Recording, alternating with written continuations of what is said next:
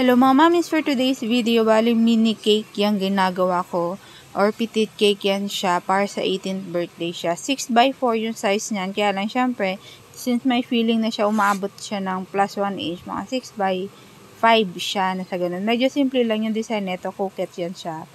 Tapos, share ko nga lang pala kasi medyo naloka lang ako the other day na parang may nagpa-cancel sa akin ng cake na i-layout ko na yung topper. Pero hindi ko pa talaga siya print kasi nga nag-aantay talaga ako ng payment or ng guarantee deposit bago ako mag-print. Kaya lang, since nag-confirm na nga siya, nasabi niya, i-send niya na lang daw yung guarantee deposit through GCash mamaya, sabi niya ganun. Kaya ni-layout ko na din yung yung topper ng ganyan. Sinabi ko din sa kanya since nag-confirm naman na siya, 'di ba? Tapos nung nag-follow up ulit ako, rush order to. Sabi niya, naubusan na naman ng GCash kaya bukas na lang. And then, kinabukasan nag-follow up ulit ako kasi kailangan ko na i-print yung topper.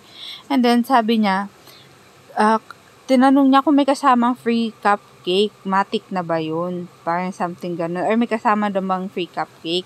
Sabi ko, wala pa po, cake lang yun nandoon sa quotation or nandoon sa kinote ko. Ayan nga pala, pag naglalagay ako ng line na ganyan sa gilid, diba? Tinitilt ko yung or tinatagilid ko yung cake para mas mabilis siyang ilagay. Kasi medyo mahirap yan ilagay yung ganyang line talaga, nahuhulog siya. Kaya tinatagilid ko siya. Tapos ayun, tuloy ko na yung kwento ko. Tapos, sabi ni customer, ano ba yun? Sabi ko, wala pa nga, cake lang yun. Sabi niya, kala ko matik na may kasamang cupcake, kagaya sa ibang baker, pa-cancel na lang pala. Sabi niya, tapos na-reconfirm ko, alin po man yung cancel, yung cupcake?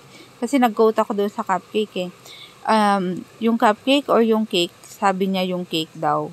Diba parang, nakakalungkot lang na nag-expect na automatic na kasama na yung cupcake, free cupcake, kumbaga sabi niya.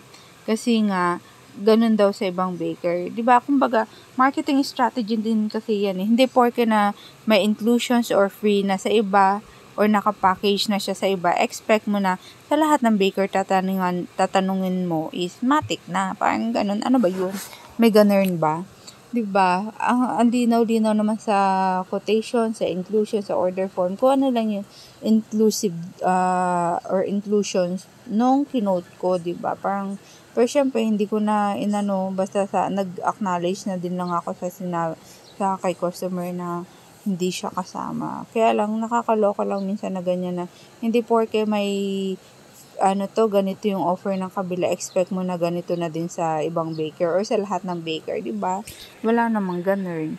Tsaka there's no such thing as free. Yung cupcake na yan na is inclusive pa din sa costing. Kasama sa costing yan.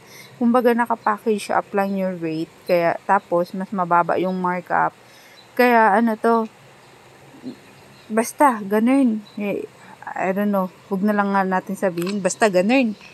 Walang free. So ito na yung outcome. Ang dami ko tuloy hanash. Diba? Kakaloka kasi.